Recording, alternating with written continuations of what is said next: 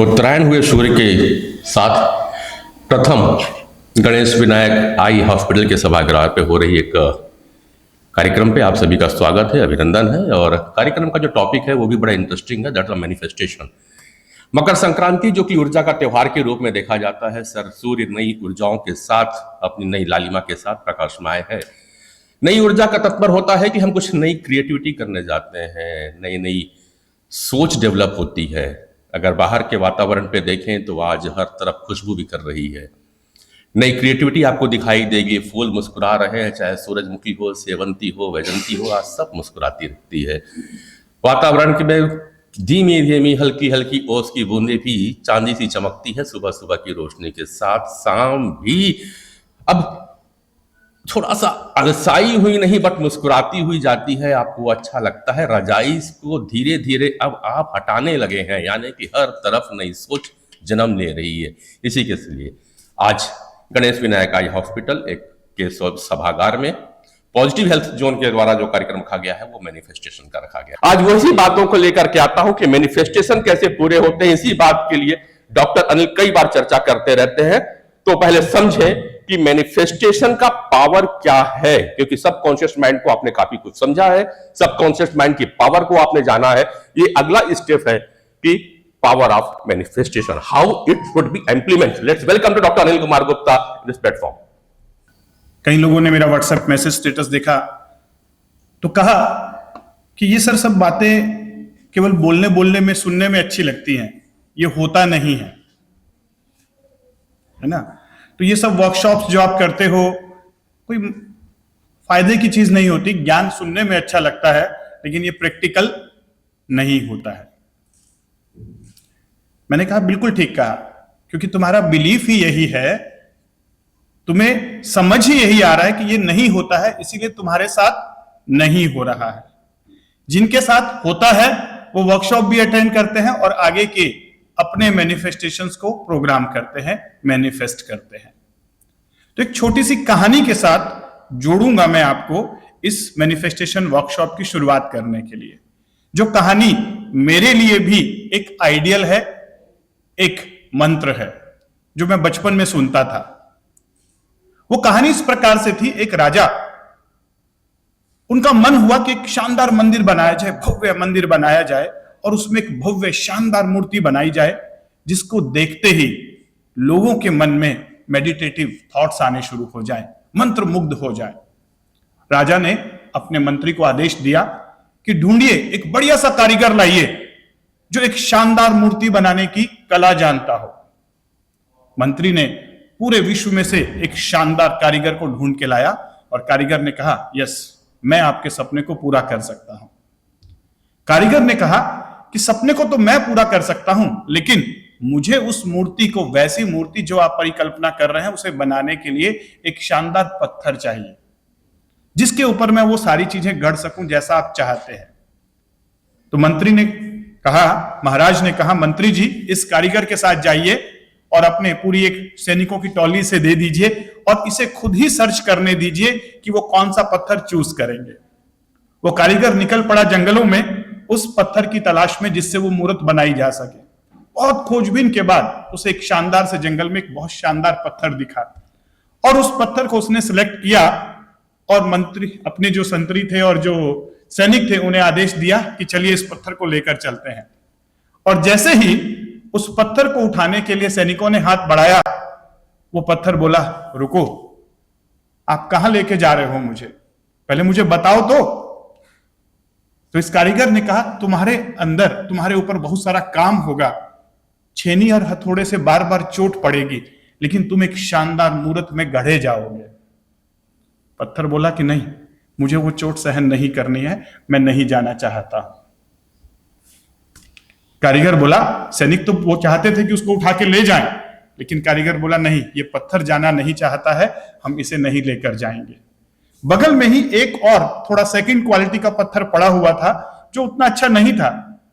कारीगर ने कहा, कोई बात नहीं, इस दूसरे पत्थर से पूछते हैं और इसको लेकर चलते हैं। वो पत्थर बोला, यस, मैं तैयार हूं छेनी और हथौड़ों की चोट को सहने के लिए। तो कारीगर ने उस पत्थर को उठाया, सैनिकों ने उठाया 5 साल तक लगातार उस पत्थर के ऊपर काम किया और जब फाइनल मूर्ति निकल कर आई, वो मूर्ति इतनी शानदार थी कि राजा भी खुश हुआ और दूर दूर से, विश्व के दूर दूर से उस पत्थर में गढ़ी गई उस मूर्त को देखने के लिए लोग आए। लोग उसके ऊपर सोना चांदी का ताज चढ़ाते, प्रसाद चढ़ाते, मन्नतें मांगते। उस पत्थर की किस्मत बदल गई।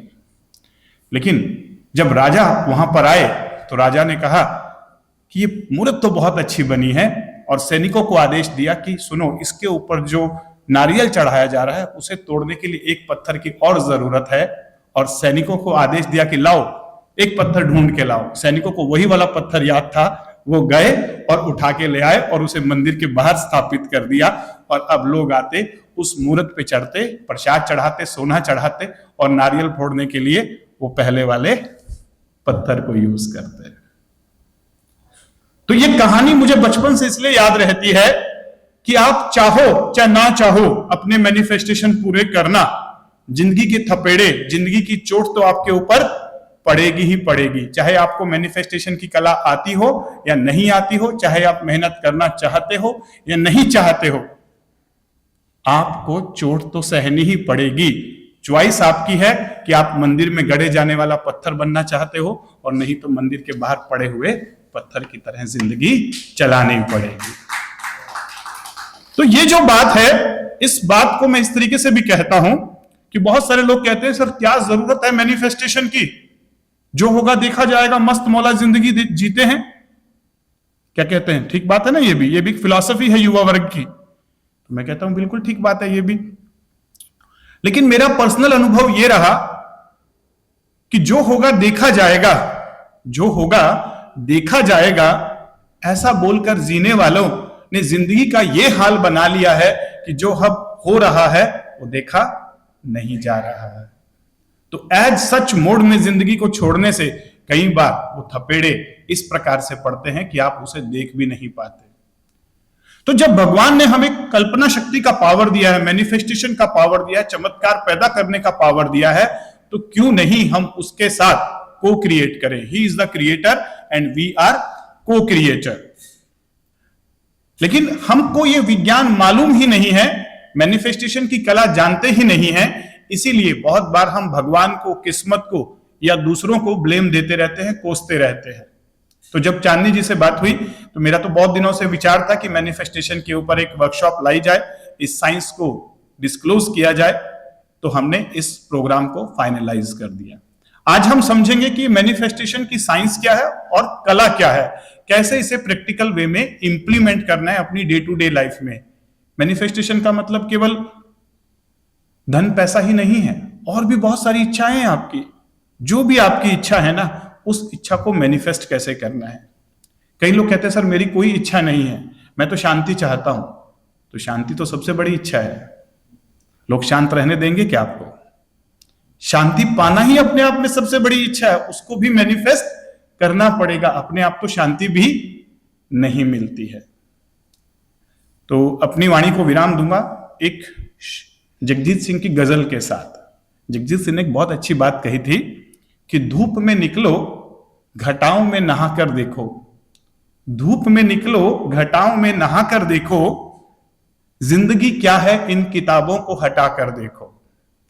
जिंदगी क्या है इन किताबों को हटाकर देखो, फासला नजरों का धोखा भी तो हो सकता है, फासला नजरों का धोखा भी तो हो सकता है, वो मिले या ना मिले हाथ बढ़ाकर देखो। तो ये जो बात है, कई बार हमें लगता है कि मैनिफेस्टेशन मेरे बस की बात नहीं है, ये जो गोल्स हैं ये मैं पूरा नहीं कर सकता। कहीं ऐसा तो नहीं कि आपके मन की नजरों का धोखा है और आपने कहीं हाथ बढ़ाया ही नहीं। कैसे हाथ बढ़ाना है, कैसे उसे पाना है, चलिए सीखते हैं मैनिफेस्टेशन वर्कशॉप में। और मैं एक बहुत जोरदार तालियों के साथ स्वागत करना चाहूंगा चांदनी अग्रवाल जी का। Most welcome Chandni.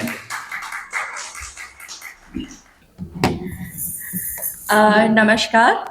First of all मैं सिंसियरली थैंक यू कहना चाहूँगी अनिल गुप्ता जी को, जिन्होंने, अनिल गुप्ता जी और team of positive health zone को, जिन्होंने ये खूबसूरत सी वर्कशॉप ऑर्गेनाइज की है। मैं चांदनी अग्रवाल, मैं मैनिफेस्टेशन एंड होलिस्टिक हीलर हूँ। आज की वर्कशॉप जो है वो इसी टॉपिक पे बेस्ड है कि मैनिफेस्टेशन सबसे पहले होता है या नहीं होता, होता है तो कैसे काम करता है, क्या गलत धारणाएं हैं, इसकी टेक्निक्स क्या है और उसे हम कैसे अपनी प्रैक्टिकल लाइफ में जो है वो अडॉप्ट कर सकते हैं। मैं आप सभी का स्वागत करती हूँ कि आप लोगों ने अपना कीमती समय निकाला और आज की वर्कशॉप आप अटेंड करने आए हैं। मैं प्रॉमिस करती हूँ कि आप में से कोई भी बोर नहीं होगा, क्योंकि यहाँ पे बैठ के आपको सिर्फ मुझे सुनना नहीं है। ये बहुत इंटरैक्टिव वर्कशॉप होगी और आप सब इसमें पार्टिसिपेट करेंगे। तो चलिए शुरू करते हैं बिना कोई भी टाइम वेस्ट किए। जब किसी की बहुत अच्छी जॉब लग जाती है, किसी को बिजनेस में प्रॉफिट होता है, बहुत अच्छा प्रॉफिट होता है, किसी का रिश्ता बहुत अच्छे घर में तय हो जाता है, तो हम अक्सर क्या बोलते हैं, लोगों से क्या सुनने को मिलता है कि अरे वाह बड़ी अच्छी किस्मत थी, है ना। वहीं दूसरी तरफ अगर जॉब चली जाती है, कोई दुर्घटना हो जाती है, किसी को कोई बीमारी लग जाती है, रिश्ते खराब होते हैं, तो सबसे पहले सुनने को मिलता है कि अरे किस्मत ही बुरी है। तो मतलब सब कुछ हमारे नसीब में लिखा है। और दूसरी तरफ एक ये मानना होता है कि किस्मत कुछ नहीं होती, सब हमारे कर्म होते हैं, सब हमारे हाथ में होता है, हमारे अपने डिसीजंस होते हैं, हमारी अपनी चॉइसेस होती है जो हमारी लाइफ को इन्फ्लुएंस करती है। अब मैं आप सबसे पूछना चाहती हूं, आप क्या मानते हैं कि हमारी जिंदगी में जो कुछ भी होता है वो हमारी किस्मत में पहले ही लिखा हुआ है? हम इस दुनिया में आए हैं ताकि हम अच्छा बुरा जो भी लिखा हुआ है बस उसे जीते जाएं, या हम अपनी किस्मत खुद बनाते हैं? आप बताइए। और सब पार्टिसिपेट करेंगे, सबकी राय बहुत इंपॉर्टेंट है, तभी हमें क्लियर होगा कि मैनिफेस्टेशन क्या है। बताइए सर। मुझे लगता है कि कुछ चीज़ें लिखित है, कि जैसे मेजॉरिटी चीज़ें मैं कहाँ पैदा हो रहा हूँ, किससे शादी हो रही है, कौन मेरा भाई है, कुछ बहुत सारी चीज़ें हमारे कर्म है और बहुत सारी चीज़ें हमारी सोच है। मतलब कुछ चीजें जो है वो मेरा भाग्य है जो बदला नहीं जा सकता, और कुछ चीजें मेरे हाथ में है। कुछ चीज़ें हमारी। सर आप क्या बोलेंगे? मेरा भी वही मानना है। बिल्कुल डेस्टिनी और कर्म दोनों होते हैं।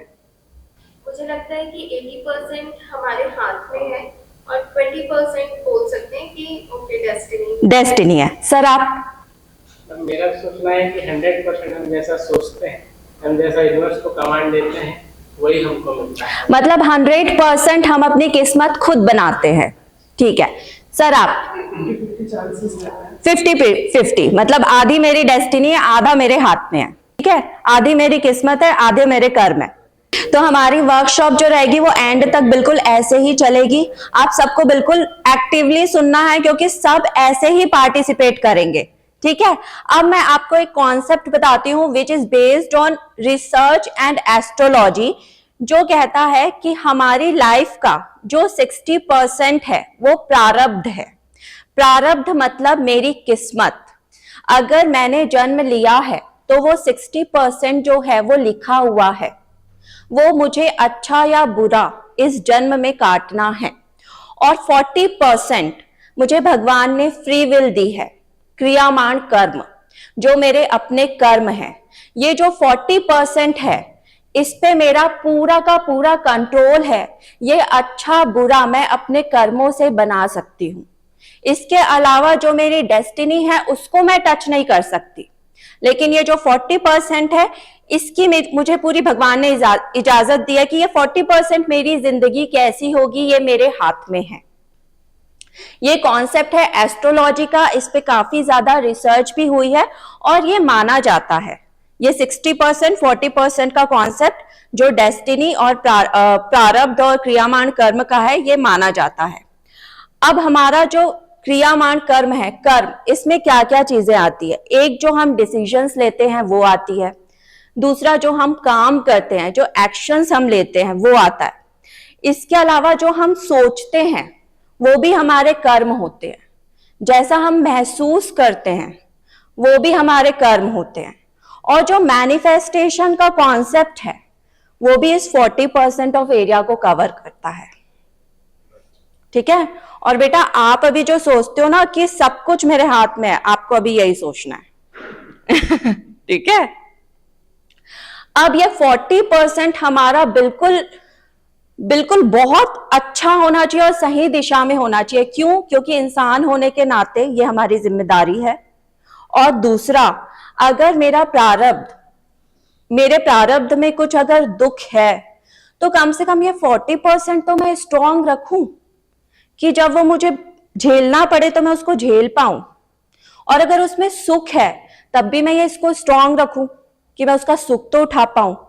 एक हाइपोथेटिकल मैं एग्जांपल ले रही हूं कि किसी की डेस्टिनी में ये लिखा हुआ है कि एट द एज ऑफ 40 आपको लॉटरी लग जाएगी, आपके पास करोड़ों आएंगे, लेकिन अपने क्रियामान कर्म से उसने अपनी हेल्थ पूरी डिस्ट्रॉय कर दी। आप बताइए वो उस पैसे का क्या करेगा? हॉस्पिटल में जाएंगे ना ट्रैवल कर पाएगा, ना खा पी पाएगा। तो किसी भी तरीके से ये जो 40% है ये कभी कभी प्रारब्ध पे भी भारी पड़ जाते हैं। ठीक है, अब आते हैं जो हमारा मेन टॉपिक है इस वर्कशॉप का, मैनिफेस्टेशन। तो मैं पहले आपको बता देती हूं कि मैनिफेस्टेशन क्या होता है। जैसा हम सोचते हैं, जैसा हम फील करते हैं, जिस बात पे हम यकीन करते हैं, वही चीजें हम अपनी लाइफ में अट्रैक्ट करते हैं। हम अगर सक्सेस के बारे में सोचते हैं तो हम सक्सेस को मैनिफेस्ट करेंगे। हम अगर अच्छे रिश्तों के बारे में सोचते हैं तो हम अच्छे रिलेशनशिप्स को अट्रैक्ट करेंगे। अगर हम सोचेंगे कि मेरी तो घर में कोई सुनता ही नहीं, तो कॉम्प्लिकेशंस होंगे रिलेशनशिप्स में, मैं ये मैनिफेस्ट करूंगी। ठीक है, अगर मैं सोचूंगी कि ये सब्जेक्ट तो बहुत टफ है, मैं तो ये पढ़ ही नहीं सकती, तो वो सब्जेक्ट मुझे कभी समझ में नहीं आएगा। तो मेरे अकॉर्डिंग मैनिफेस्टेशन ये होता है। अब मुझे एक ये चीज बताइए कि ये मैनिफेस्टेशन का कॉन्सेप्ट है, ये सुन के आपको लॉ ऑफ अट्रैक्शन याद नहीं आता? लॉ ऑफ अट्रैक्शन कहता है कि हम जो सोचते हैं, जैसा फील करते हैं, वैसी ही सिचुएशन हम अपनी लाइफ में अट्रैक्ट करते हैं। हम सक्सेस के बारे में सोचेंगे तो हम सक्सेस अट्रैक्ट करेंगे, हम अच्छी सेहत के बारे में सोचेंगे तो अच्छी सेहत अट्रैक्ट करेंगे, अच्छे रिश्तों के बारे में सोचेंगे तो अच्छे रिश्ते अट्रैक्ट करेंगे। तो क्या दोनों सिमिलर है? इसमें शायद एक्शन इन्वॉल्व है और इसमें नहीं। बिल्कुल। चलिए, पार्टिसिपेशन का टाइम आ गया। बताइए मैनिफेस्टेशन लॉ ऑफ अट्रैक्शन में क्या फर्क है? सर बोलना तो सबको पड़ेगा, बताइए। पहले तो मैं ये बता दूं कि फर्क तो है, दोनों कनेक्टेड है लेकिन एक नहीं है। मैनिफेस्टेशन है लॉ ऑफ अट्रैक्शन, क्योंकि डेफिनेशन तो देखिए दोनों की मैंने एक ही दी। एक जगह मैंने सर आप लेट आए सर, वर्कशॉप बड़ी इंटरेस्टिंग चल रही थी। अच्छा चलिए सुनिए, मैनिफेस्टेशन की डेफिनेशन होती है कि हम जो सोचते हैं, जैसा फील करते हैं, वैसी सिचुएशंस हम मैनिफेस्ट करते हैं। ठीक है, सक्सेस के बारे में सोचा तो सक्सेस मैनिफेस्ट किया, सेहत के बारे में सोचा तो सेहत मैनिफेस्ट की, अच्छे रिलेशनशिप्स के बारे में सोचते हैं तो रिश्ते अच्छे होते हैं। ठीक है, अब लॉ ऑफ अट्रैक्शन क्या होता है? अच्छा सोचो तो अच्छा अट्रैक्ट होता है, अच्छा फील करो तो अच्छा, मतलब अच्छी सिचुएशंस अट्रैक्ट होती है, सक्सेस के बारे में सोचो तो सक्सेस अट्रैक्ट होती है, अच्छे रिश्तों के बारे में सोचो तो अच्छे रिश्ते अट्रैक्ट होते हैं। अब हमारा टॉपिक ये चल रहा है कि लॉ ऑफ अट्रैक्शन और मैनिफेस्टेशन में क्या फर्क होता है, आप ही बताइए। आपसे शुरू करते हैं, चलिए। I think law of attraction is when you create an aura which is so positive कि आप already सारी चीजें attract कर रहे होते हो, which is what you deserve maybe and what is favorable for you. ठीक है। And in case of manifestation हम एक vision goal को शायद एक mind में रखते हैं कि this is something that we need to achieve and उसकी तरफ एक positive mindset रखते हैं and then we start working towards it. Okay, ठीक है, वेरी गुड। सर आप बताइए, अनिल सर। बाकी लोगों से पूछिए, मैं चाहता हूँ कि बाकी लोग इंटरेक्ट करें। ओके, लेकिन आपके पास भी मैं आऊंगी। हाँ, ये तो बिल्कुल आइए। पहले मेरे पूछने से पहले आप उन लोगों से पूछिए। ठीक है, बिलीफ का अंतर है। बिलीफ का अंतर है, ठीक है। मैनिफेस्ट में आप चीजों को सोच भी रहे हो कि मुझे ये चाहिए और उस पर बिलीव भी कर रहे हो, believe भी कर रहे हो, और एक्शन ले रहे हो। ठीक है। और लॉ ऑफ अट्रैक्शन में मैं सोच रहा हूँ कि मुझे अच्छा चाहिए, लेकिन वो बिलीफ मिसिंग होता है, अंदर से वो विश्वास मिसिंग होता है। सर आप बताइए। लॉ ऑफ अट्रैक्शन में अपन जो चाहते हैं उसी चीज को तो मांग ही रहे हैं और उसको बिलीव करके मांग रहे हैं। तो मेरे दोनों लगभग मेरे को सेम लगता है। आपको लगभग दोनों सेम लगता है, सिमिलैरिटी है दोनों में। मैम आप बताइए। लॉ ऑफ अट्रैक्शन मतलब ये बोलता है कि आप कोई चीज को देख रहे हो और उस चीज से अट्रैक्ट कर रहे हो, वो आपको मे बी मिल सकता है। पर manifestation is a believe to मतलब कि वो मेरे को चाहिए ही और वो उठा के आप ले लो, इस टाइप का वो मैनिफेस्ट कर सकते हो आप इतना ज्यादा। ओके सर आप बताइए। लॉ ऑफ अट्रैक्शन और मैनिफेस्टेशन में डिफरेंस है एक्शन का है। एक्शन का। एक्शन में हम लोग फील करते हैं कि ऑलरेडी अचीव हो चुका है। ओके ओके हाँ नहीं सर कोई बात नहीं, बोलिए।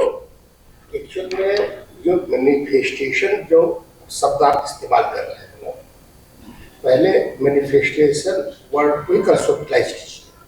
मतलब ये है मैनिफेस्टेशन कभी कभी एक्सप्रेशन को भी साउंड करता है।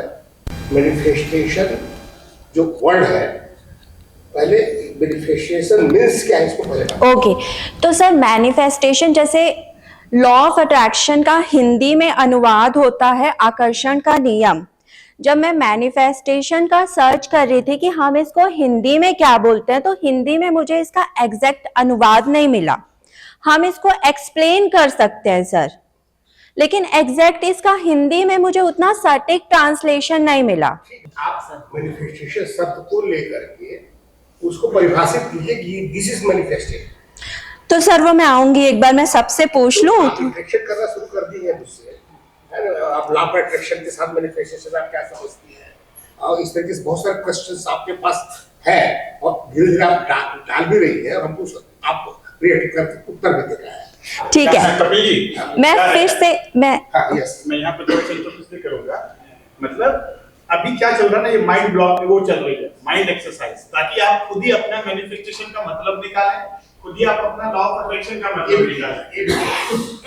ऐसा भी मान लिया जाए तो भी दिक्कत नहीं, ठीक है ना? बस तो आप आनंद लीजिए और अपने हिसाब से आप अपने हिसाब से सोचिए कि मैनिफेस्टेशन का मतलब क्या है और अट्रैक्शन का मतलब क्या है। हर किसी का अलग अलग परसेप्शन है। तो चांदनी जी क्या कर रही हैं कि वो हर किसी के माइंड में जाके उसके अंदर में ही एक फीलिंग्स क्रिएट कर रही है कि अट्रैक्शन और मैनिफेस्टेशन दोनों को मैं क्या समझता हूँ। कुछ लोग सेम समझते हैं, कुछ अलग समझते हैं।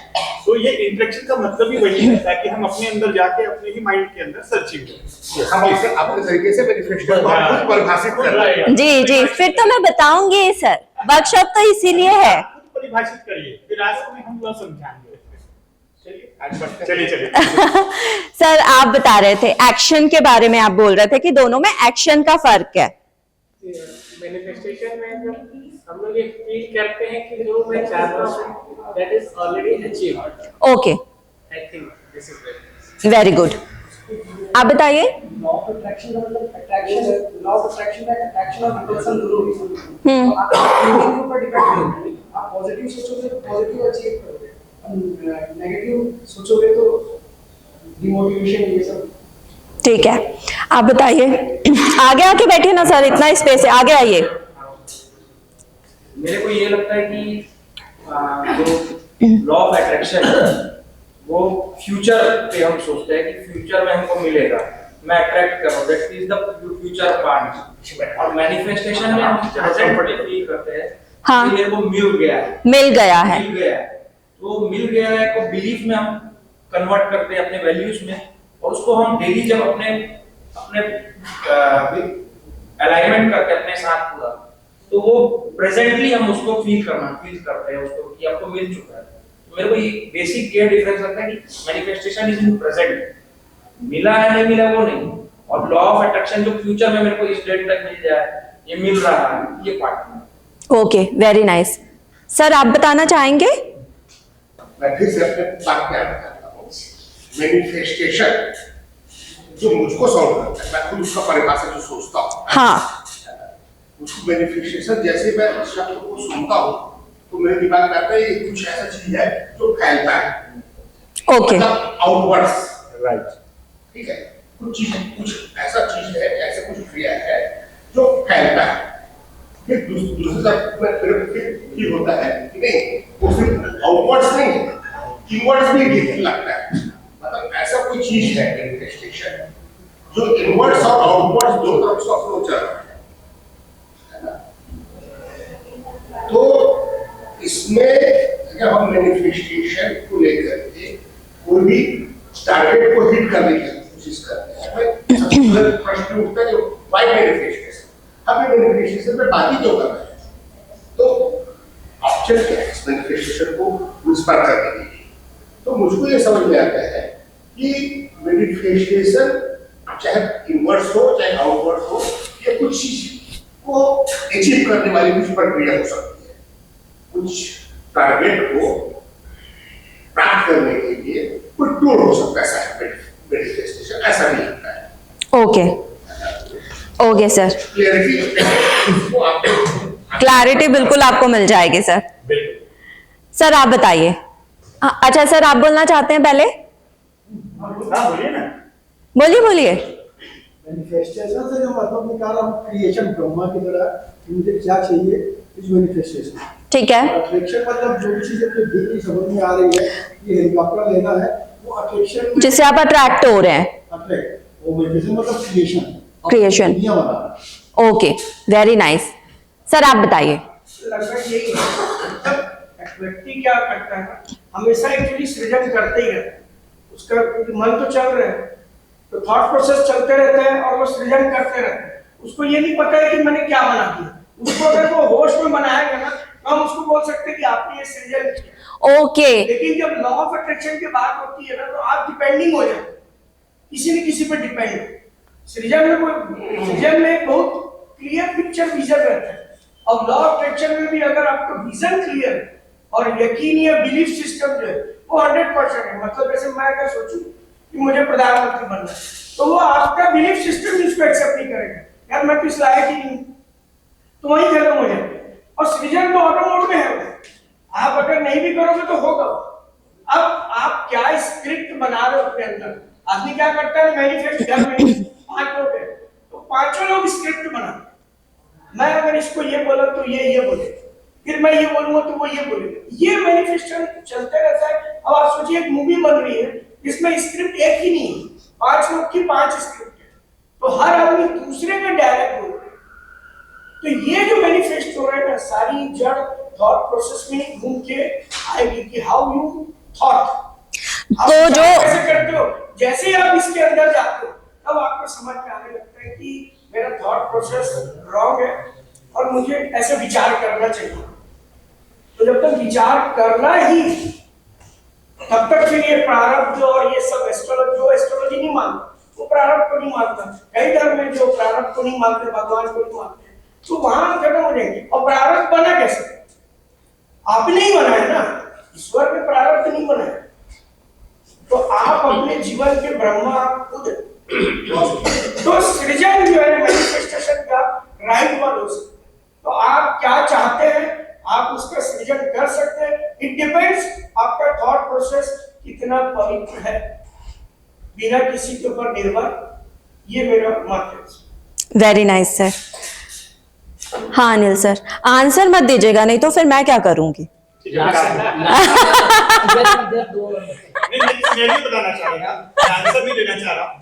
क्योंकि आंसर में तो मैं आपको इंक्लूड कर रही हूँ, आप और मैं मिलके हाँ सर बताइए। अभी आप क्या कर रहे हो, मैनिफेस्टेशन और लॉ ऑफ अट्रैक्शन। मैं सबके विचार जानना चाह रही हूँ कि आप लॉ ऑफ अट्रैक्शन को फील करना, मतलब पहले हमने मैनिफेस्ट किया कोई चीज मिली तो बाद बैठ के सोचना कि ये मिला है, क्यों मिला, कैसे मिला, तब फील होगा कि अरे ये तो लॉ ऑफ अट्रैक्शन के कारण मिला है। ओके तो ये सबसे पहली बात कि मैनिफेस्टेशन लोग जानने लगे, और जब उनको मंजिलें मिलेगी फिर बैठ के देखेंगे अरे यार ये तो वही हुआ है जो मैंने सोचा था, तब उनको लगेगा कि नहीं ये तो वही क्यों हुआ है? क्योंकि मैंने वो सोचा था।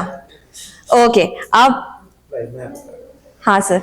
Actually we are all political persons ना, घर में भी पॉलिटिक्स होती है, बाहर भी पॉलिटिक्स होती है। पॉलिटिकली जब भी इलेक्शन होता है हम क्या सुनते हैं? मैनिफेस्टो। तो मैनिफेस्टेशन वर्ड जो है that has been derived from the word manifesto. Political party क्या करती है? मैनिफेस्टो बनाती है।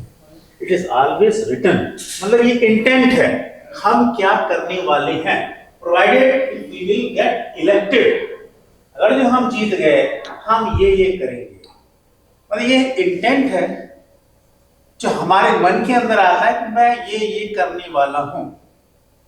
हाँ, ये पूरा कब होगा? जब हम उस पर वर्क करेंगे। जो है तो उसमें कुछ फैक्टर्स रहते हैं। तो again it is a mental process. Mental process start होता है, मैं ज्यादा नहीं बोलूंगा because then it will become answer to your workshop. So it is intent. Manifesto से समझ गए सब लोग? सब लोग देखते हैं मतलब ये उनका इंटेंट है, पर कब इलेक्ट हो जाए। Okay ma'am, okay. अभी मैं आपको एक चीज बताना चाहती हूँ, आपका बच्चा है बिल्कुल, लेकिन आगे जितनी वर्कशॉप है ना सारी इंटरैक्टिव है और मुझे बहुत खुशी हो रही है ये देख के कि अब सब पार्टिसिपेट करना चाहते हैं, सब बोलना चाहते हैं। बताइए मैम। मेरे को लगता है कि लॉ ऑफ अट्रैक्शन मैनिफेस्टेशन का एक पार्ट है। ओके, सिर्फ एक चाहना होगा, मैं अगर किसी चीज को चाह रहा हूँ, गोल को चाह रहा हूँ, तो वो हो गया law of attraction and that is a part of manifestation.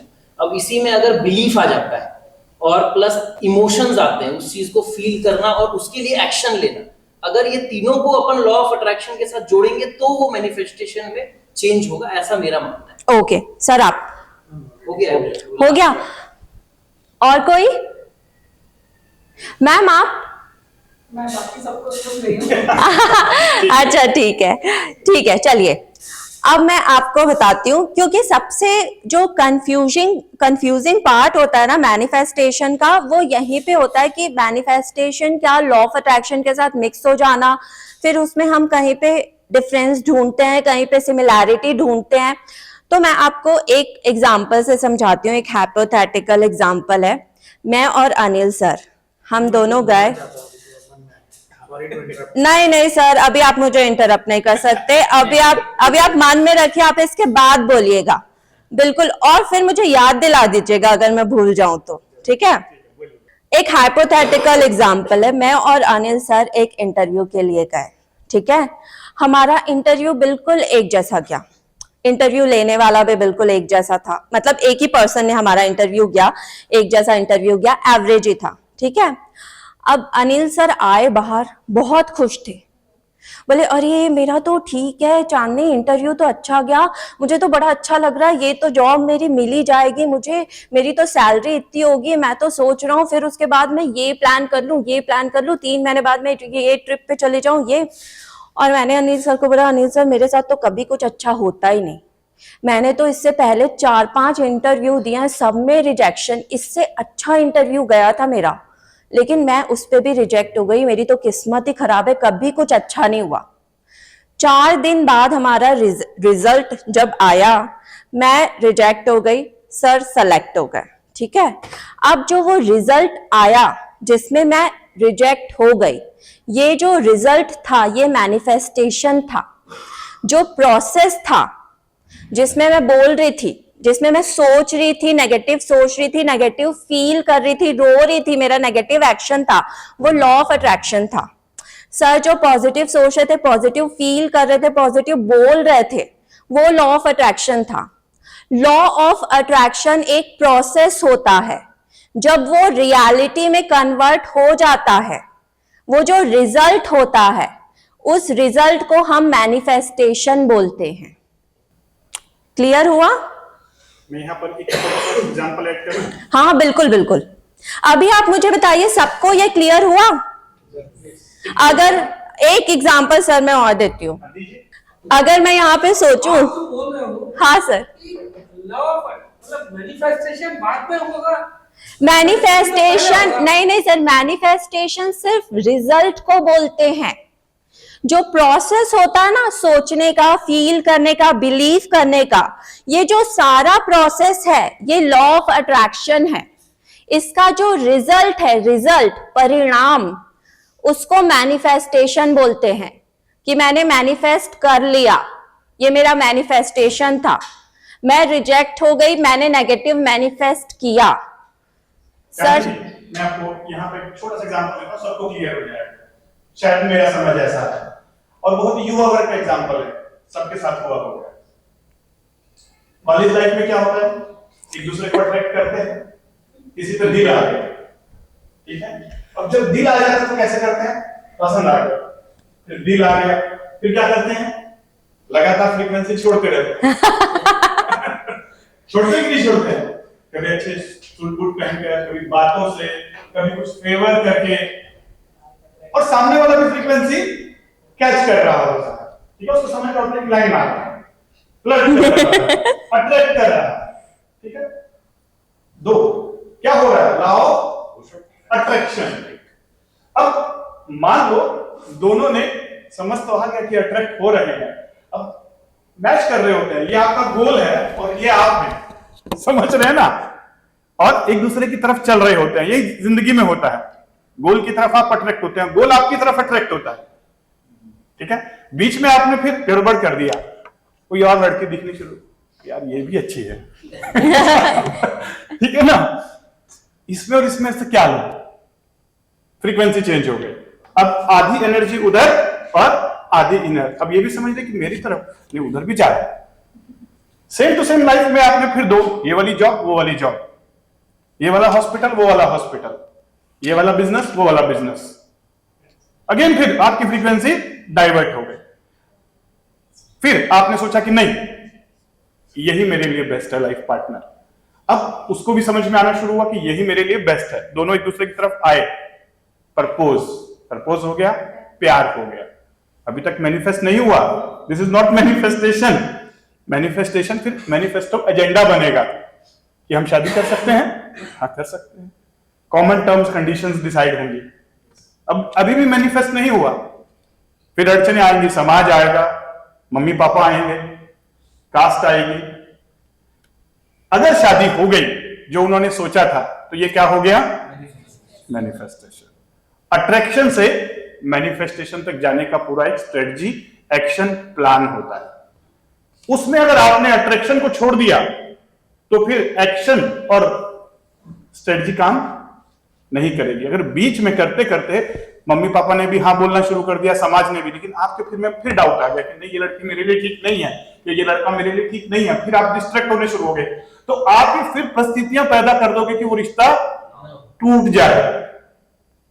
तो अट्रैक्शन बेसिक है, अट्रैक्शन मतलब इंटेंशन बिहाइंड दैट एक्शन, लेकिन स्ट्रेटजी और एक्शन भी उतना ही इंपॉर्टेंट है मैरिज को मैनिफेस्ट होने के लिए।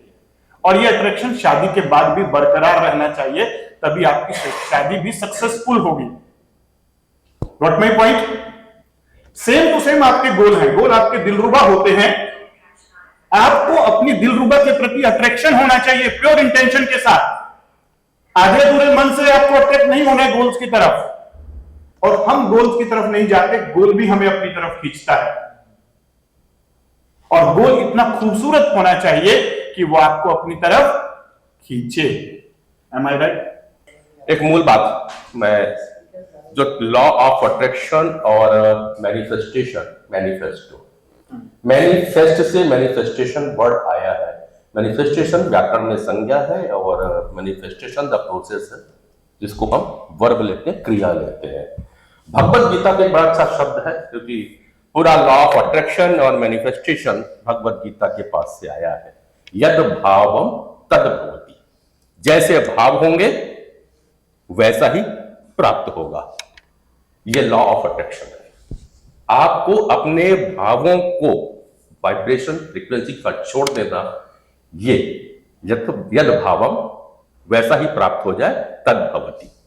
दूसरा कहता है भगवत गीता में इसी के बाद, कर्मण्यवाधिकारस्ते, that is the manifest, that is the manifest, not the manifestation. The process of, जो आपने कहा मैनिफेस्टो बनाए, द प्रोसेस, वो प्रोसेस मैनिफेस्ट का है।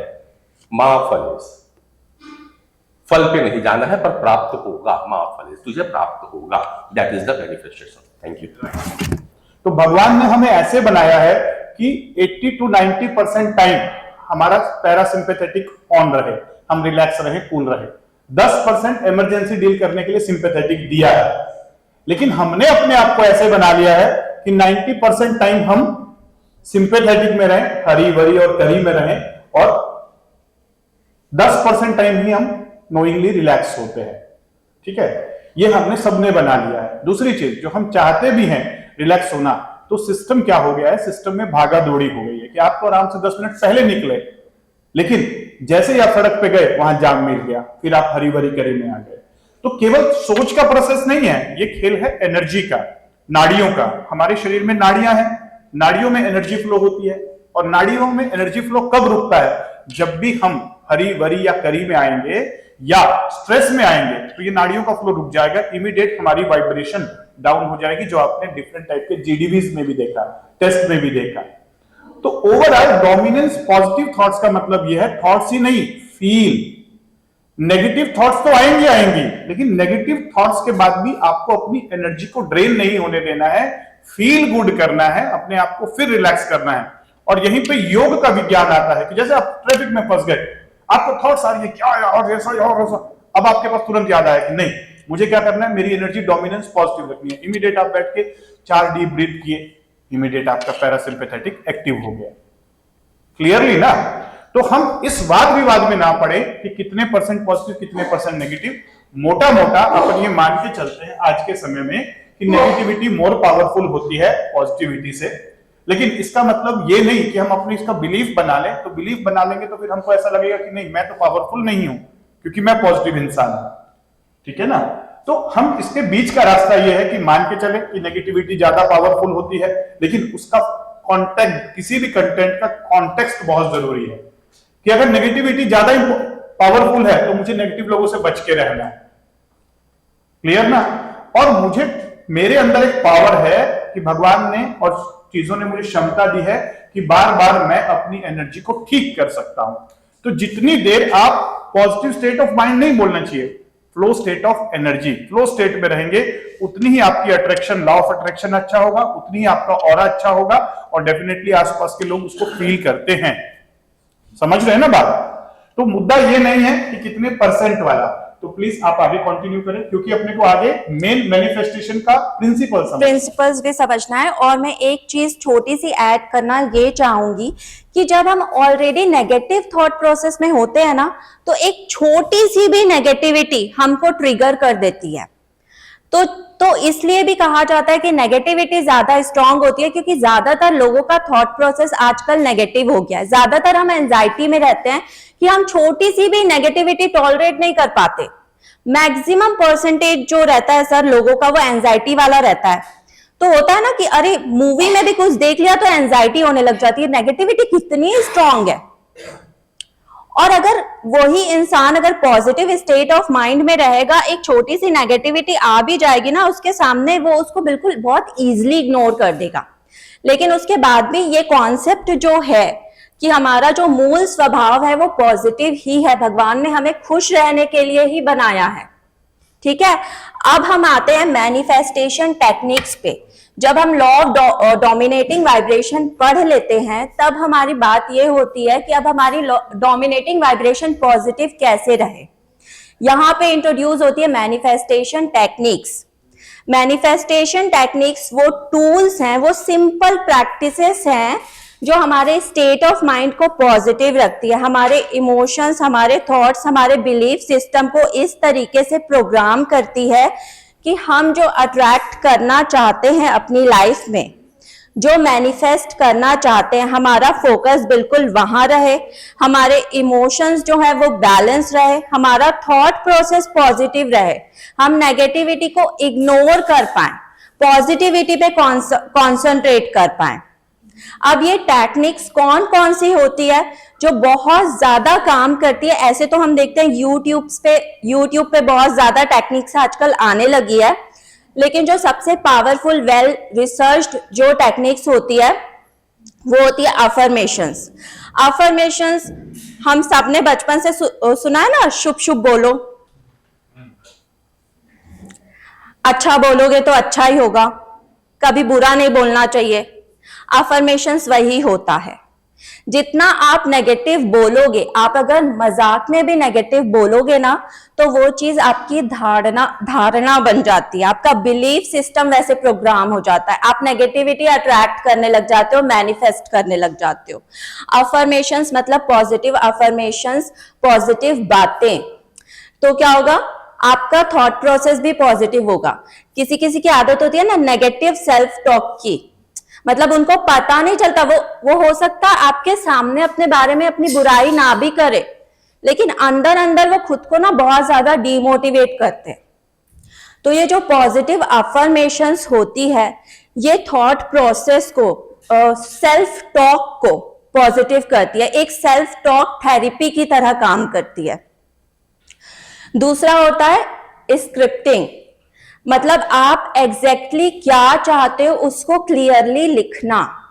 इससे क्या होता है, कभी कभी हमको समझ में नहीं आता ना कि हम क्या चाहते हैं हमारी लाइफ में, और जरूरी नहीं है मटेरियलिस्टिक ही चीजें। जब हम हमारे साथ बैठते हैं, अपने खुद के साथ बैठते हैं, या हम किसी की हेल्प लेते हैं, जैसे मैनिफेस्टेशन कोच हो गया, काउंसलर हो गया, थेरेपिस्ट हो गया, तो हमको एग्जैक्टली पता चलता है कि मेरी खुशी कहाँ पे है, मैं कहाँ पे परेशान हो रही हूँ, मुझे एग्जैक्टली इस वक्त क्या करना है, उस डायरेक्शन में अपनी एनर्जी को फिर डाइवर्ट करना।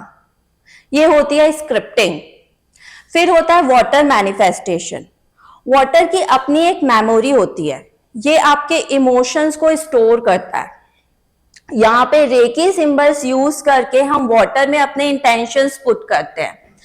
वाटर स्पेशली जो लेडीज होती है, उनके जो हार्मोनल इम्बैलेंस होते हैं ना, वाटर चार्ज करके अगर वो पिए तो बहुत हद तक ये प्रॉब्लम चली जाती है। पीस ऑफ माइंड के लिए, एंजाइटी के लिए बहुत अच्छा होता है। ये सारी टेक्निक्स गोल मैनिफेस्टेशन के लिए तो है ही, लेकिन उसके साथ साथ इसके ये सारे भी बेनिफिट्स है। जब हम बोलते हैं ना कि positive state of mind, dominating vibration positive होना चाहिए, तो ओवरऑल हम पॉजिटिविटी की बात कर रहे हैं। फिर उसके बाद आता है हमारा ग्रैटिट्यूड प्रैक्टिस। जिस चीज के लिए हम ऑलरेडी ग्रैटिट्यूड फील करें, ग्रैटिट्यूड प्रैक्टिस में क्या होता है ना, जबरदस्ती आपको ग्रैटिट्यूड फील करवाया जाता है कि आप सोचो कि आपके पास खाने को कुछ है, आप ग्रैटिट्यूड, अरे मुझे इस चीज के लिए फिलहाल ग्रैटिट्यूड फील हो ही नहीं रहा है। तो एग्जैक्टली आपको जिन बातों के लिए ग्रैटिट्यूड फील हो रहा है वो आप लिखो। इसका कॉन्सेप्ट यही है, जब आप ग्रेटफुल होते हो तो भगवान आपको और ऐसी चीजें देता है जिसके लिए आप और ज्यादा ग्रेटफुल हो। अब आते हैं विजुअलाइजेशन। आप जो चाहते हो, खुद को जैसा देखना चाहते हो, अपने फ्यूचर सेल्फ को इमेजिन करना, अपने आप को खुद उस तरीके से विजुअलाइज करना। तो विजुअलाइजेशन में क्या होता है ना कि विजुअलाइजेशन हर कोई नहीं कर पाता, और ये कोई वीकनेस नहीं होती। विजुअलाइजेशन हर चीज हर किसी के लिए नहीं बनी होती, और जब कोई टेक्निक किसी के लिए नहीं बनी और आप उसको फोर्स करो कि आप यही करो यही करो यही करो, वो बहुत ज्यादा स्ट्रेस में आ जाता है। यहीं पे टेक्निक फेल है। टेक्निक करते हुए आपको ना बड़ा एनर्जेटिक फील होना चाहिए। तो जो विजुअलाइजेशन नहीं कर पाते उनके लिए बेस्ट टेक्निक होती है मिरर मैनिफेस्टेशन। मिरर में देख के अफर्मेशन बोलना, इससे कॉन्फिडेंस बूस्ट होता है। बच्चों को तो जरूर करना चाहिए। तो ये कुछ टेक्निक्स होती है। अक्सर क्या होता है, मैनिफेस्टेशन टेक्निक्स जब हम करते हैं हमको रिजल्ट नहीं मिलता, दूसरा हमको बहुत ज्यादा टफ लगता है, और तीसरी चीज एक ये होती है कि जब भी हम टेक्निक्स करते हैं हमको ये लगता है अगर मैं मैनिफेस्टेशन कर रही हूं तो ये मेरा फुल डे टास्क है। होता है ये सबके साथ, मैनिफेस्टेशन करना मतलब फुल डे टास्क नहीं, ऐसा बिल्कुल नहीं होता।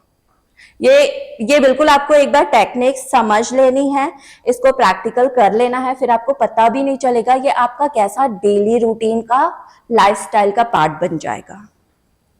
और दूसरा, अब मैं अनिल सर को इनवाइट करूंगी जो हमको बताएंगे कि कैसे जब चक्रा अलाइंड होते हैं तो वो मैनिफेस्टेशन को फास्ट करते हैं।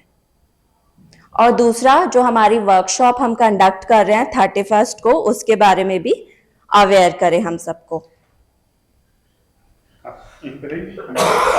बात करते हैं।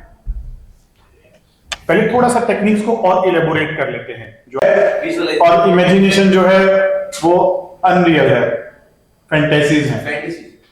और कुछ colorfuls with emotions, with energy, that is visualization. Manifestation उसका colorful नहीं होता। और कुछ मैं अपना डेफिनेशन बताता हूँ। विजुअलाइज मतलब विजुअलाइज करना। जैसे अभी मैं आपको देख रहा हूँ आंखों से, आंखें बंद करूंगा तो आपका यहाँ आफ्टर इमेज दिखेगा, मैं अपने घर को देख सकता हूँ। देखने को बोलते हैं विजुअलाइज, खुली आंखों में या बंद आंखों में। कई बार अपन खुली आंखों में भी देख लेते हैं बैठे बैठे। अभी भी आप कुछ देख पा रहे हैं, अपने घर को देख पा रहे हैं खुली आंखों से, back of the mind. Imagination में विजुअलाइजेशन के साथ साथ सुनना और महसूस करना भी आता है। वी, ए और के, उसमें से अगर वी कर दें, विजुअलाइज केवल देखना है, और इमेजिनेशन में उसमें ऑडिटरी पावर भी डाल देना और उसमें फीलिंग भी डाल देना, दैट इज इमेजिनेशन। जैसे थॉट्स की पावर 1 है, इमोशन की पावर 10 है, तो ऐसे ही विजुअलाइजेशन की पावर 2 है और इमेजिनेशन की पावर 20 से भी ज्यादा है। आप इमेजिन करके देखिए। जब तक आप इमेजिन नहीं करेंगे, मान लीजिए शर्मा जी मैं अभी आपकी इंसल्ट कर दूं, आपको कुछ गालियां दे दूं यहीं से, आपको तब तक आंसू नहीं आएंगे जब तक आप उसे इमेजिन या फील नहीं कर लेंगे। बेइज्जती होती नहीं है, बेइज्जती तब तक नहीं होती जब तक मैं उसे फील नहीं करता। पता कैसे चलते बेइज्जती हो गई? आपके चेहरे का हाव भाव बदल जाएगा या आंसू टप टप टप आने, दैट इज इमेजिनेशन। अब आपने विजुअलाइज कर लिया, अनिल सर ने मेरी बेइज्जती कर दी, दूसरे लोग क्या सोच रहे होंगे मेरे बारे में, ऐसा। और तो उससे पहले आप सोच रहे थे कि अरे सर कैसे बेइज्जती कर सकते हैं, तो ऐसे ही बोल रहे होंगे, मजाक कर रहे होंगे। लेकिन जब आपको लगा कि दूसरे लोग मेरी तरफ देख रहे हैं और ये शब्द तो सर के ठीक नहीं है और मेरी तो इंसल्ट हो गई, तब आपकी इंसल्ट हुई। कोई आपका गला खींच सकता है, कॉलर पकड़ सकता है, थप्पड़ मार सकता है, इंसल्ट नहीं कर सकता। इंसल्ट तब होगी जब आप फील कर लेंगे। और फील कैसे करते हो? आप इमेजिन कर लेते हो कि मेरी इंसल्ट हो गई। सेम टू सेम गोल के साथ करना है। सर इसमें घरों में अक्सर लोग महसूस करते हैं, बच्चा गिर जाता है, हाँ, उसको चोट लग जाती है, तो तब तक नहीं रोता जब तक उसको बोलता है हाँ, गिर गया क्या, चोट लग गया, तुरंत रोना चालू कर देता है। खून निकल गया, उसने फील कर लिया दर्द। रोजमर्रा के जीवन में हमारे तो हमारी इमेजिनेशन की पावर खत्म होते जा रही है। अब हमें डेली वापस ट्रेन करना है अपने ब्रेन को इमेजिनेशन की पावर सोचने में। और छोटी छोटी चीजों से इमेजिन करिए, छोटी छोटी चीजें। जैसे आप घर का नक्शा बनाना चाहते हैं, कोई बिल्डिंग बनाना चाहते हैं, तो क्या करते हैं? पहले इमेजिन तो करते हैं ना। विराट कोहली क्रिकेट मैच कैसे खेलता है? प्लेन के अंदर ज्यादा खेलता है, प्लेग्राउंड में कम खेलता है, क्योंकि वहां इमेजिनेशन के द्वारा खेल रहा होता है। तो न्यूरो साइंस बताती है कि जो आप वर्चुअली अपने ब्रेन के अंदर विजुअलाइज कर लेते हैं, उसमें सुन लेते हैं, उसे फील कर लेते हैं, वही आप अक्सर अपने स्पोर्ट्स मेडिसिन के अंदर में ये कराया जाता है कि आंखें बंद करके अपोजिट टीम को विजुअलाइज कराया जाता है और आपका परफॉर्मेंस विजुअलाइज और इमेजिन करवाया जाता है। और फिर प्लेयर्स बिल्कुल वैसे ही परफॉर्म कर रहे होते हैं जैसा उन्होंने इमेजिन किया था। तो सेम साइंस को हमें अपनी गोल विजुअलाइजेशन में, मैनिफेस्टेशन में लगाना है। क्लियर हुआ ये? और इन सबसे पहले जो सबसे पहली चीज है वो है गोल की क्लैरिटी और गोल की इंटेंशन। मैंने पहले ही कहा, पहले ये क्लियर कर लो कौन सा लड़का है लड़की चाहिए। बार बार 1000 लोगों पे दिल नहीं आना चाहिए, एकदम क्लियर रखो। जब तक क्लियर नहीं हो तब तक गोल्स बनाओ ही मत। पहले ढूंढ लो, घूम लो, और लड़कियां ढूंढनी है और लड़के ढूंढने हैं, ढूंढ लो, जाओ शहर भर घूमो, मैट्रिमोनियल साइट ढूंढो, फिर अपना एक दिलरुबा, अपना एक आशिक चूज करो, दैट इज योर गोल। और फिर उसके लिए बन जाओ मजनू और रांझा। सबसे टफ यही है, क्योंकि हमारे गोल्स हमारे खुद के हैं ही नहीं, वो दूसरों के बनाए हुए हैं, जिसके साथ हम कुछ लव महसूस ही नहीं कर रहे। किसी ने बोल दिया देखो लड़की तेरे को लाइन मार रही है, वो देख, वो तेरी तरफ देख रहा है, अरे आप जबरदस्त हो गए। अरे भाई जबरदस्ती नहीं, पहले देखो तो आपको वो चाहिए भी कि नहीं। आप उसके साथ फ्रेंडशिप करना चाहते हो, नॉर्मल फ्रेंडशिप करो ना, लेकिन वो आपका गोल नहीं है। सेम टू सेम बिजनेस में हमको बहुत सारी चीजें अपन हॉबी बोलते हैं, वो हॉबी है आपकी, वो गोल नहीं है। गोल आपके दिल के अंदर की इच्छा है, फिर उसके लिए आप लड़ डालते हो पूरी दुनिया से, जिसके ऊपर फिर दिल आ गया, फिर देखते हो ना, प्यार में बोलते हैं ना कि फिर कुछ नहीं होता, फिर आप सबसे लड़ लेते हो, फिर वही गोल के साथ में। फिर आप लड़ लोगे दुनिया से, क्योंकि आपको अंदर से फील होता है कि ये मेरा गोल है। और दूसरी बड़ी बात कि जब अगर शादी नहीं हो पाई, उस लव अफेयर में शादी नहीं हो पाई, तो क्या होता है? तब भी बहुत अच्छा फील करते हैं ना। जिंदगी भर एक सुखद एहसास आपके पास रहता है, मीठा मीठा प्यार रहता है। रहता कि देता है? सर, लव मैरिज और अरेंज मैरिज आपकी? मेरी लव मैरिज है, फील कर सकते हो। बड़ा चोट खाया दिल में। नहीं, कोई चोट खाया दिल नहीं है। जो मेरा गोल था बिल्कुल क्लियर मिला, और मैंने गोल को अचीव नहीं किया, गोल ने मुझे अचीव किया। मैं वो बातें नहीं बोल रहा हूं, मैं जानबूझ के ये बातें इसीलिए बोल रहा हूं। आपको लग रहा है सर आज इस टाइप की बातें क्यों बोल रहे हैं? क्योंकि ये लैंग्वेज समझना बहुत आसान है हर किसी को, खासकर युवा वर्ग को। सर अब वैलेंटाइन वीक भी आ रहा है। वैलेंटाइन वीक भी आ रहा है। तो जब गोल की बात होती है, फिर अपन कुछ और बातें करने शुरू कर देते हैं, और वहां उस गोल को बहुत अच्छे समझते हैं। तो सेम टू सेम गोल के साथ बहुत अच्छा है। अगर आपने अचीव करने के दिल से चाहा, और परिस्थितियों की वजह से, बाहरी लोगों की वजह से अचीव नहीं हुआ, या डेस्टिनी की वजह से आपको अचीव नहीं हुआ, आपकी प्रारब्ध में कुछ और लिखा, 40% का ही तो खेल आपने बोला ना, 60% में आपने प्रारब्ध में लिखा ही नहीं था कि आप ये बनोगे, लेकिन आपने गलत डायरेक्शन चूज करके कर लिया। तो गलत नहीं है, आपकी एनर्जी सही रही, और आपके पास मरने के समय एक बढ़िया सा एहसास होगा कि वाह, जो मैं चाहता था वो मैंने किया, कोई काश नहीं बचेगा। वाह, नहीं, अब ऐसे में फिर क्या है? वो भी लिखा हुआ था, कितना देर तक ही रास्ता है, हाँ, में निकल जाता है। अब उसको स्पिरिचुअलिटी में जाते हैं, तो स्पिरिचुअलिटी बोलता है हम जीने के लिए आए हैं, हम प्रारब्ध से आए हैं, प्रारब्ध कहीं छोड़ के आए थे, वहां से आगे की एक जर्नी है, और उस जर्नी पे अपने को चलना है। लेकिन सहज भाव से जीना, स्ट्रगल करके सक्सेस पाएंगे तो बीमारियां आएंगी। सक्सेस नहीं मिलेगी, सक्सेस और स्ट्रगल अगर दोनों साथ में मिला तो फिर बीमारियां भी मिलेंगी। जैसे उन्होंने कहा ना कि लॉटरी निकल गई लेकिन हेल्थ डाउन हो गई। और अगर सक्सेस सहज फॉर्म में आ रही है, स्ट्रगल नहीं है, सहजता के साथ है, अगर सक्सेस नहीं भी मिला तो भी आप सक्सेसफुल। मरने के समय संतुष्टि है कि मैं जो चाहता था वो मैंने किया। सक्सेस के मायने तो हमारे खुद के हैं ना। तो गोल ऐसे बनाओ जो आपके अपने हो, और जिसके लिए फिर आपको सुबह उठते ये सोचना नहीं पड़े कि अरे यार मेरे को गोल के लिए काम करना है। गोल आपको सुबह सुबह उठा दे कि अरे वाह उठना पगले, और सपने आपको दिन भर दिखते रहे कि अरे वाह। और अगर आपके वो जो आप जिस काम में फंसे हुए हैं, बिजनेस में, एजुकेशन में, वो आपका गोल नहीं है, वो आपकी जीविका है, तो उसमें आप रिलैक्स हो जाओ, टेंशन मत लो। वो करना पड़ेगा क्योंकि वो दुनियादारी है, वो आपको जिंदा रहने के लिए उठना करना पड़ेगा, उसमें भी सहज हो जाओ। आपको पता है कि जो मैं करना चाहता हूं वो मैं कर नहीं पा रहा हूं, या दुनिया करने नहीं दे रही है, तो भी रिलैक्स हो जाओ कि जो मैं कर रहा हूं वो मुझे जिंदा रहने के लिए करना है, और जो मैं चाहता हूं उसके लिए मैं अपने अंदर में हूं। शादी हुई या नहीं हुई डजंट मैटर, लेकिन इसको मैं सच्चा प्यार करता था, अब रिलैक्स, सिस्टम के हिसाब से चलना पड़ेगा। क्लियर ना? कुछ कहना चाहेंगे? बिल्कुल, एक क्विक इंटरैक्शन हमारा लास्ट में होगा सबके साथ, उसके बिना कोई नहीं जाएगा, तो वो हम जल्दी से करते हैं। सबसे पहले कौन हाथ उठाएगा बताइए? नहीं तो बोलना तो सबका, एक क्विक इंटरैक्शन, आप हाथ तो उठाइए। फेवरेट आपकी मैनिफेस्टेशन टेक्निक आप बताइए। Favourite manifestation technique affirmation. Affirmation करते हैं आप?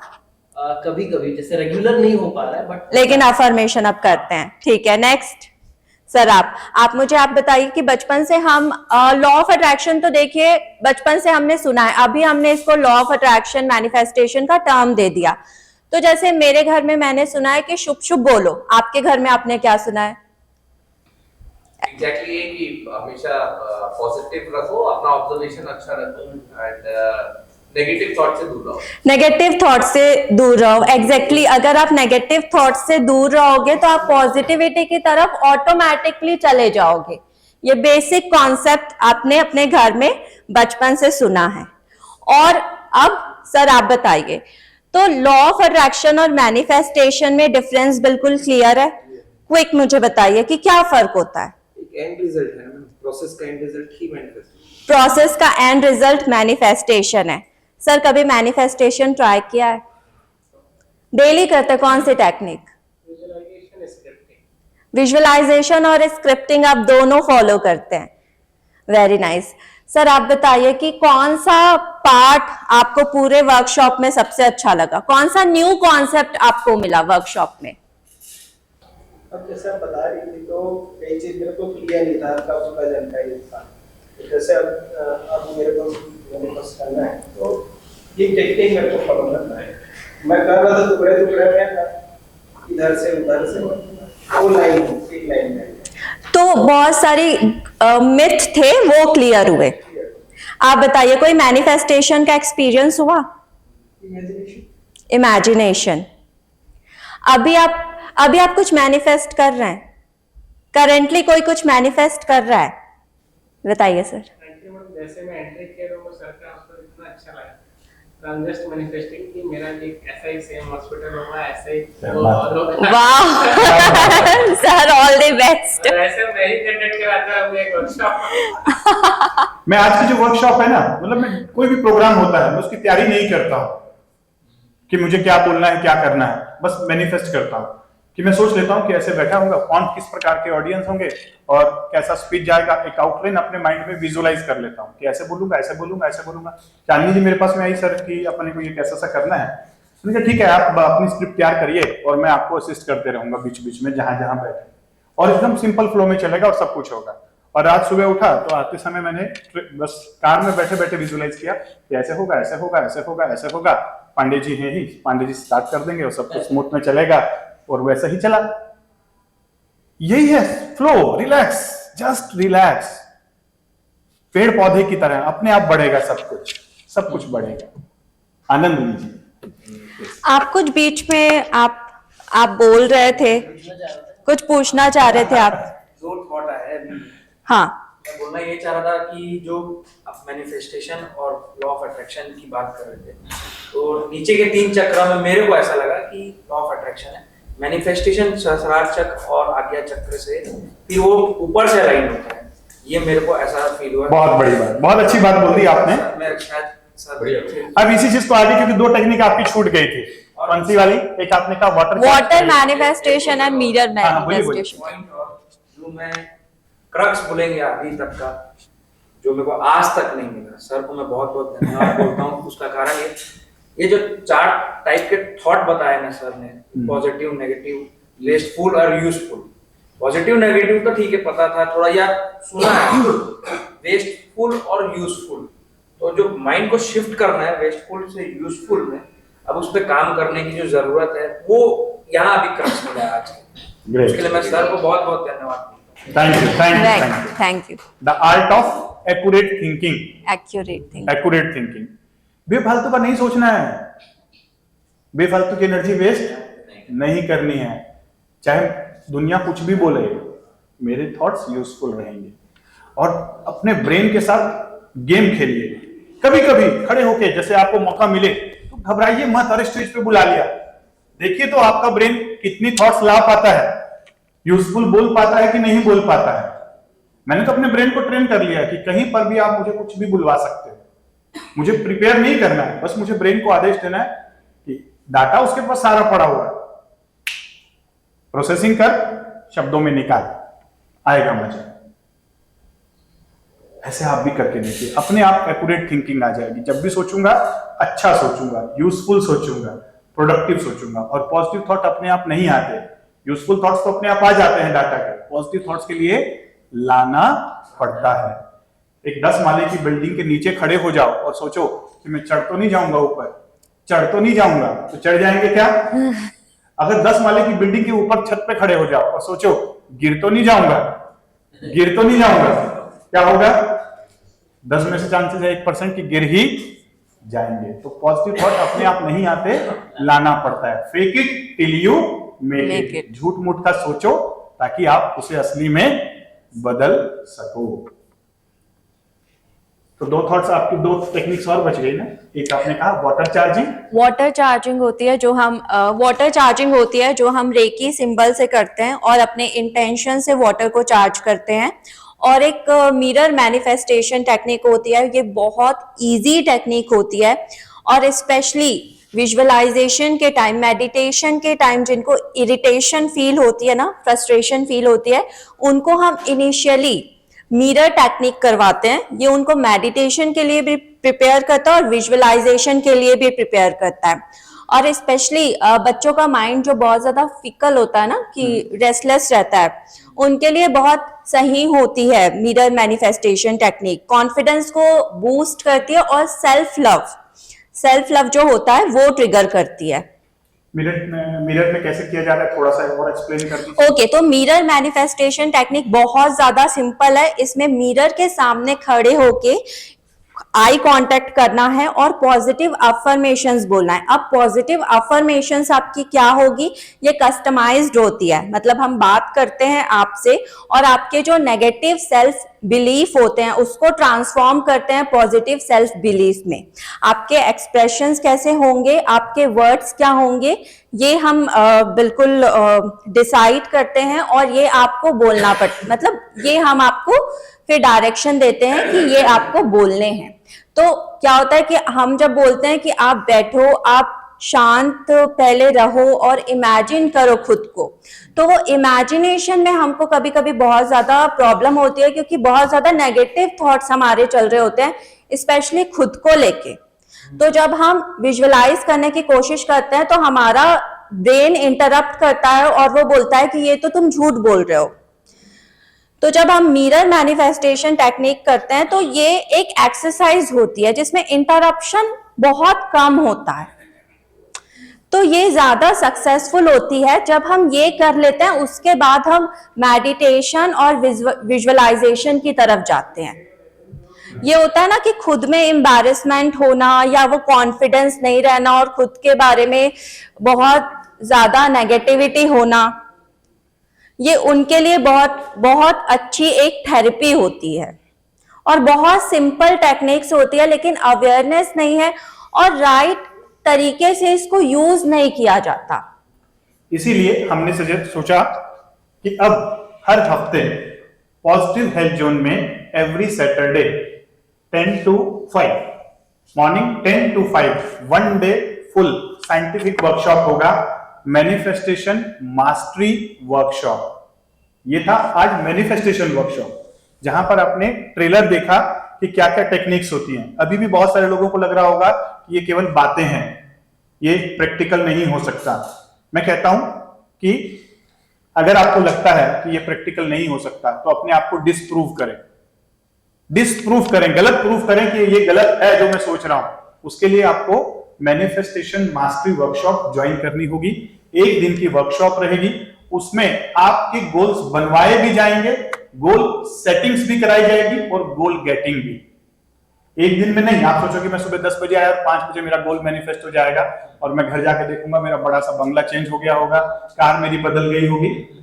3 महीने आपको लेना है और प्रैक्टिकल गोल्स बनवाए जाएंगे, थ्योरेटिकल गोल्स नहीं। तो सुबह से लेकर शाम तक होगा, लंच आप हमारे साथ ही करेंगे practical way. First half, second half 2-2 घंटे के 3-3 सेशंस वैसे हम प्लान करेंगे, जिसमें से कुछ पार्ट चांदनी जी लेंगी और लास्ट वाला पार्ट जो मेरा मास्टरी है, न्यूरोलॉजिकल अलाइनमेंट, गोल्स आपको बनवाएंगी चांदनी जी, टेक्निक्स आपको सिखाएंगे, लेकिन जो इंजेक्शन प्रिपेयर हो जाएगा वो आपके ब्रेन के अंदर इंजेक्शन डालने का काम मैं करूंगा। लास्ट में पावरफुल न्यूरोलॉजिकल अलाइनमेंट होगा। आपका 60 ट्रिलियन सेल्स और 100 बिलियन न्यूरॉन ब्रेन के एक ही बात बोलेंगे, आपका गोल। उठते जागते सोते खाली बैठे हर समय आप केवल एक ही चीज सोचेंगे, वो है आपके गोल्स। दिखेंगे आपको खुली आंखों में, वो कहते हैं ना कि सपने बंद आंखों में नहीं देखे जाते, खुली आंखों में। लेकिन खुली आंखों में सपने तभी दिखते हैं जब आपके न्यूरॉन्स के अंदर उसका इंजेक्शन लग जाता है। और ये सारी चीजें हम प्रैक्टिकल लेकर आ रहे हैं। ये जो सुना उसको कैसे करना है, तो तैयार रहिए। और लिमिटेड सीट्स रहेंगी, हम बहुत बड़ी बड़ी लोगों को नहीं रखेंगे, 20-20 25 मैक्सिमम उसमें एक सीट अलॉटमेंट रहेगा, पॉजिटिव हेल्थ जोन में होगा। जो लोग करना चाहते हैं पहले से रजिस्टर कर ले डॉक्टर संस्कृति, और उनके अंदर आप अपनी फैमिली को भी लेके आइए। अगर फैमिली गोल्स बनाना चाहते हो, कई बार ऐसा होता है कि हस्बैंड कोई गोल बना रहा है, वाइफ कुछ और बना रही है और बच्चे कुछ और बना रहे हैं, और अब क्या हो रहा है, महाभारत घर में ही चल रहा है। गोल तो सबने बना लिए, लेकिन फैमिली गोल बना ही नहीं, और इसीलिए फिर फ्रीक्वेंसी क्या हो रही है, क्योंकि घर में जाते ही बेटा बोलता है डॉक्टर बनूंगा, बाप बोलता है कि बिजनेसमैन संभाल, और वाइफ बोलती है कि ये सब दोनों की फालतू की बातें हैं, तुमने क्या उखाड़ लिया बन के बिजनेसमैन और ये और वो, और घर में महाभारत बना हुआ है। तो फैमिली गोल बनाना बहुत जरूरी होता है। फैमिली गोल में क्या होता है, बच्चे अपना गोल्स बनाते हैं, वाइफ अपना गोल बनाती है, हस्बैंड अपना गोल बनाता है, और फिर हम उसको सिंक्रोनाइज करते हैं कि चारों के गोल्स को एक फ्रीक्वेंसी पे लाके एक डायरेक्शन में कैसे चले। पूरी फैमिली जब कलेक्टिव कॉन्शियसनेस के साथ अपने सारे गोल्स को मैनिफेस्ट करेगी, तो ये केवल इंडिविजुअल नहीं है, पूरी पूरी फैमिली के लिए भी है। और ये कोई बोलने की ज्ञान वाली बातें नहीं होगी, उसमें प्रैक्टिकल होगी। पेन कॉपी के साथ आप सारी चीजें लिखेंगे, बनाएंगे, अपनी गोल बुक आप बनाएंगे। पहले रफ में बनवाता हूं मैं सारी चीजें, और बनवाने के बाद फिर उसको आपको एक स्पेशल बुक दी जाएगी, गोल्डन गोल्स। अब गोल्स माइंड की एनर्जी का तो खेल है ही, लेकिन आपके चक्रों की एनर्जी का भी बहुत बड़ा खेल है। वाटर आपकी हेल्प कर सकता है गोल मैनिफेस्टेशन में। आपके चक्र और आपकी नाड़ियां, आपकी एनर्जी गोल मैनिफेस्टेशन में हेल्प कर सकती हैं। बहुत सारे यंत्र हैं, बहुत सारी चीजें हैं जो आपके माइंड की एनर्जी को एम्पलीफाई कर देंगे। यंत्र, मंत्र, तंत्र, तंत्र की हम बात नहीं करते, लेकिन मंत्र और यंत्र का बहुत बड़ा योगदान होता है एनर्जी को एम्पलीफाई करने में। अभी एक यंत्र आपके सामने में है, अभी देखिए आवाज कम हो गई, और ये यंत्र लगाया तो आवाज मैग्नीफाइड हो गई। ऐसे ही श्री यंत्र होता है, जब हम अपने गोल्स को श्री यंत्र की मदद से मैनिफेस्ट करते हैं तो मैनिफेस्टेशन की पावर मैग्नेटिक में फॉर्म में बढ़ जाती है। ऐसे ही वाटर है, वाटर को कैसे चार्ज करना है, चांदनी जी ने कहा रेकी के द्वारा। बहुत सारी टेक्निक्स हैं जो आप खुद सीखेंगे। इसी के अलावा चक्रों की बात की अक्षय में कि नीचे के 3 चक्र मैनिफेस्टेशन के लिए हैं, और नीचे के 3 चक्र क्या कहा हमने, अट्रैक्शन के लिए हैं, और ऊपर के 3 चक्र मैनिफेस्टेशन के लिए। सीक्रेट है ये। अगर आप 3 महीने तक लगातार डेली बेसिस पे ऐसे ओम बोलना शुरू कर दीजिए, ओम ओम ओम 21 टाइम, 3 महीने तक, 90 डेज तक ऐसे ओम बोलना शुरू कर दीजिए, आप सांसारिक विरक्ति आनी शुरू हो जाएगी। आपको लगेगा गोल गोल्स की कोई जरूरत ही नहीं है, मुझे बस शांति, अध्यात्म, भक्ति चाहिए। इसको कहते हैं करंट ऑफ लिबरेशन, क्योंकि हमारी सुषुम्ना नाड़ी के अंदर हमने ऐसे चक्र जला को एक्टिवेट कर दिए, ऊपर की तरफ एनर्जी का फ्लो बढ़ा दिया। सबसे नीचे मूलाधार है, पृथ्वी तत्व, उसके ऊपर है स्वादिष्ठान, कौन सा तत्व, जल तत्व, उसके ऊपर है मणिपुर, अग्नि तत्व, उसके ऊपर अनाहत, वायु तत्व, इसके ऊपर विशुद्धि, कौन सा तत्व, आकाश, इसके ऊपर आज्ञा, जिसका तत्व है थॉट्स, विचार, इसके ऊपर जिसका तत्व है ब्रह्मांडीय लाइट, ऊर्जा। तो जब आप नीचे से ऊपर लेके जाते हैं एनर्जी को, आप हल्के होते जाते हैं, आप लिबरेट होना शुरू हो जाते हैं, विरक्ति आनी शुरू हो जाएगी। उल्टा कर लीजिए, ओम ओम ऐसे ऐसे करना शुरू कर दीजिए 90 दिनों तक 21 बार। आप और संसारिक दुनिया में वो हो जाएंगे, आपको आएगा कि यार ये भी चाहिए, वो भी चाहिए। समझ रहे हैं ना बात, कौन सा करना चाहिए ये जो उन्होंने कहा ना, आप क्या कर रहे हो, जब आप मैनिफेस्ट कर रहे हो, ऊपर से आप ऑर्डर लेके आ रहे हो और उसे मैनिफेस्ट करने के लिए नीचे के चक्रों में एनर्जी भेज रहे हो, और जब आप नीचे से ऊपर जा रहे हो तो आप बोल रहे हो कि मुझे कुछ नहीं चाहिए, मैं रिलीज कर रहा हूं। अब हम जब यहां करवाते हैं तो हम कहते हैं करंट ऑफ बैलेंस। आपको ऐसे लेके जाने हैं, नेगेटिव चीजों को छोड़ना है, पुरानी पास्ट को छोड़ना है, और नए गोल्स जो आपने बनाए हैं उनके लिए आदेश लेके आना है ब्रह्मांड से, ब्रह्मांडीय शक्तियों को साथ लेके चलना है और नीचे के चक्रों में लेके चलना है। फिर हम ये बैलेंस वे में करेंगे, करंट ऑफ लिबरेशन नेगेटिव चीजों के लिए और पास्ट के लिए, और करंट ऑफ मैनिफेस्टेशन पॉजिटिविटी के लिए और मैनिफेस्टेशन के लिए। तो ये सारी चीजें आपके अंदर काम करेंगी। और चमत्कार अगर देखना चाहते हैं तो चमत्कार बाहरी दुनिया में नहीं है, चमत्कार आपके अंदर ही है। उस बाबा को आप ढूंढिए जो आपके अंदर बैठा हुआ है, जो चमत्कार पैदा करने की शक्ति रखता है, राइट। और ये एवरी सैटरडे होगा, आप किसी भी सैटरडे को पहले से बुक कर सकते हैं। पहले 4 हफ्तों के लिए हम डिक्लेयर कर दें, अगर आपके कोई अपॉइंटमेंट्स नहीं है और वो है नेक्स्ट 4 सैटरडेज, ठीक है डॉक्टर संस्कृति, नेक्स्ट 4 सैटरडेज के लिए बुकिंग स्टार्ट कर दीजिए। मैं भी अपना सैटरडे फ्री रखूंगा उस दिनों के लिए। वर्कशॉप रहेगी, आपको सारी टेक्निक्स जो यहाँ पे इंट्रोड्यूस हुई है वो आपको प्रैक्टिकली उसमें सिखाया जाएगा। इसमें आपको कॉन्सेप्ट क्लियर करवाया गया है कि एक्चुअली मैनिफेस्टेशन होता क्या है, और टेक्निक्स इंट्रोड्यूस करवाई गई है इस वर्कशॉप में। टेक्निक्स प्रैक्टिकली कैसे करना है और डे टू डे लाइफ में उसको कैसे फॉलो करना है वो आपको नेक्स्ट वर्कशॉप में हम बताएंगे।